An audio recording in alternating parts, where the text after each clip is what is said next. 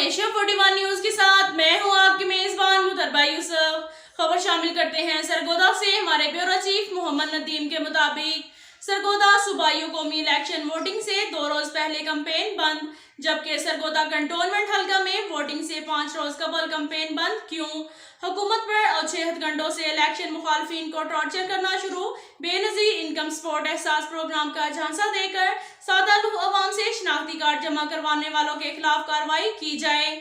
तफसीलात के मुताबिक वार्ड नंबर 9 कंटोनमेंट इलेक्शन के आजाद उम्मीदवार चौधरी शहजाद नईम बाजवा, चौधरी राशिद नईम बाजवा ने जलसे से खिताब करते हुए कहा कि ये सरासर ज्यादती है कि सूबाई कौमी इलेक्शन की कैंपेन वोटिंग से 2 रोज पहले बंद की जाती है, लेकिन सरगोदा के छोटे से एरिया कंटोनमेंट इलेक्शन कैंपेन को 5 रोज कबल सिर्फ और सिर्फ सिफारशी हुक्म पर बंद किया गया।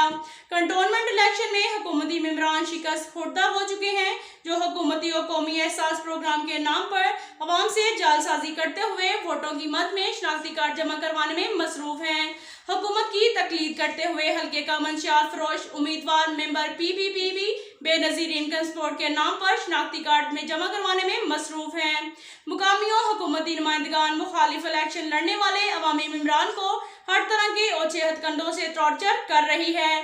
हुकूमत तहरीक इंसाफ का म्यार खो चुकी है। इस मौका पर जलसे के शुरा ने ओछे हथकंडों के खिलाफ जबरदस्त एहतजाज किया।